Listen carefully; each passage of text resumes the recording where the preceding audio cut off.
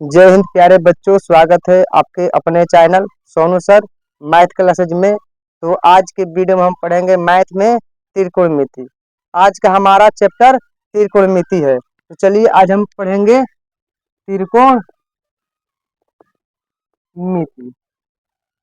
त्रिकोणमिति से काफी सारे सवाल बोर्ड के एग्जाम में आते हैं, इसलिए इस पर हमें विशेष ध्यान देने की जरूरत है। तो सबसे पहले हम पढ़ेंगे इसका बेसिक कंसेप्ट। चलिए सबसे पहले हम बेसिक कंसेप्ट के बारे में समझते हैं।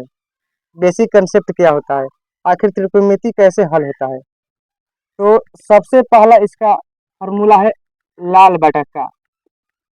यह फॉर्मूला कहाँ पर लगता है, इस फॉर्मूले के बारे में सबसे पहले समझेंगे। अगर आप लोग नए होंगे तो हमारे चैनल को सब्सक्राइब करना ना भूलिएगा, पुराने हो तो ज़्यादा से ज़्यादा शेयर कीजिएगा।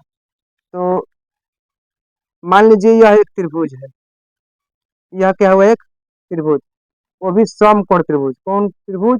तो समकोण त्रिभुज, क्योंकि यह 90 डिग्री का कोण बन रहा है, तो यह हमारा समकोण त्रिभुज हुआ। अब बात करते हैं इसमें जो यह सीधा लाइन गया इसको हम क्या कहेंगे। एक खंभे की तरह लाइन गया, इसको हम क्या कहेंगे? इसको हम लंब कहेंगे। क्या कहेंगे? ये हमारा लंब है। और जो नीचे जो है, नीचे जमीन पर, इसको हम क्या कहेंगे? आधार कहेंगे। जो नीचे वाला भाग है क्या है? आधार है। और जो तिरछा गया है सीढ़ी की तरह, कभी अब सीढ़ी देखते हैं तो तिरछा जाता है, उसे हम क्या कहते हैं? तो कर्ण कहते हैं। क्या कहते हैं? कर्ण कहते हैं। यह हमारा क्या है? कर्ण है। लंब, आधार, कर्ण, ये तीनों हमारे इसमें रहेगा।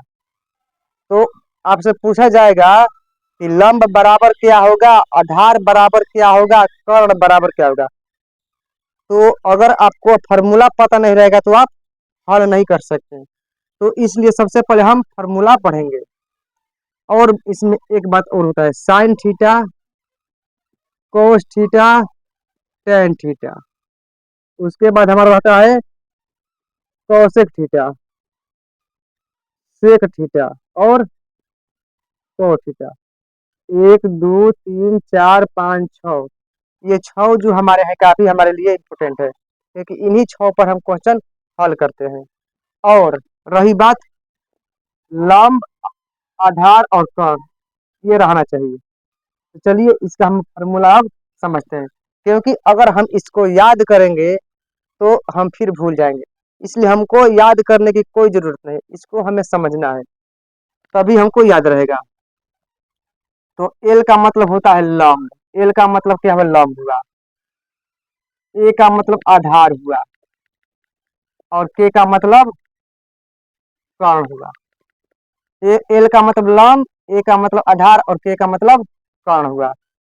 तो कोई पूछेगा कि साइन थीटा बराबर क्या होगा, साइन थीटा बराबर क्या होगा, तो आप यहां से पकड़िएगा एल बटा के।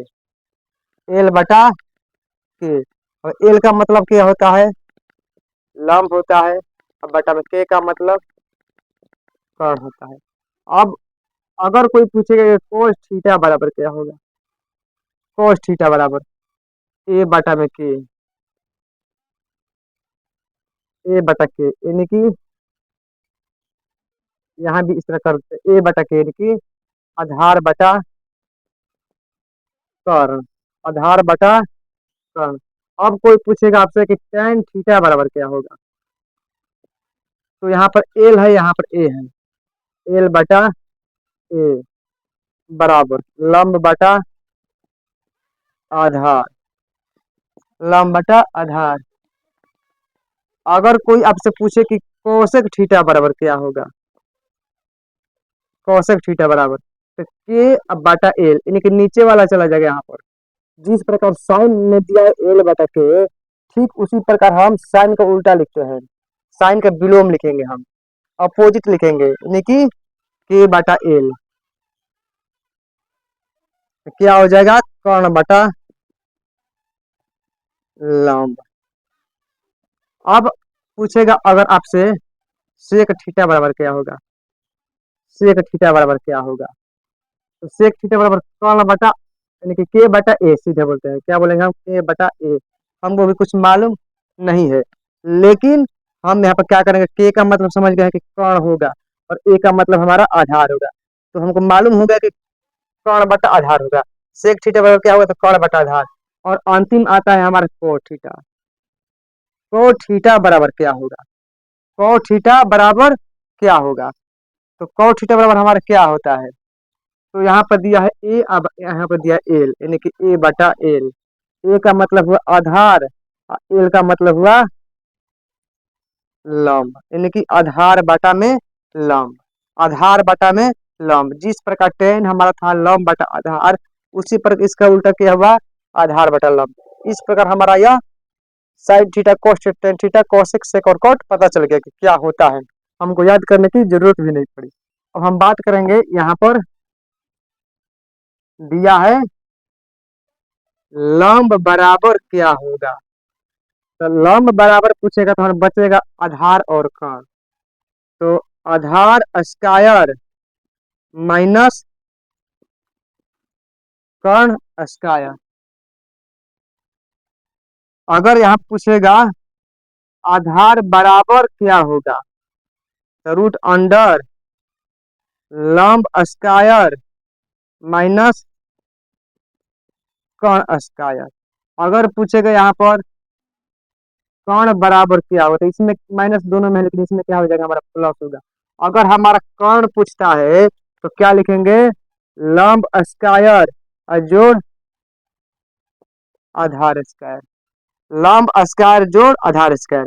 रूट में सब रहेगा, रूट अंडर आधार स्क्वायर माइनस कर्ण स्क्वायर, रूट अंडर लंब स्क्वायर माइनस कर्ण स्क्वायर, और रूट अंडर लंब स्क्वायर प्लस आधार स्क्वायर। एक बार और समझ लीजिए, लंब बराबर क्या होगा, तो रूट अंडर आधार स्क्वायर माइनस कर्ण स्क्वायर। आधार बराबर क्या होगा, तो रूट अंडर लंब स्क्वायर माइनस कर्ण स्क्वायर। वही कर्ण बराबर पूछेगा तो क्या होगा, रूट अंडर लंब स्क्वायर प्लस आधार स्क्वायर। यही सारे फॉर्मूला रहता है।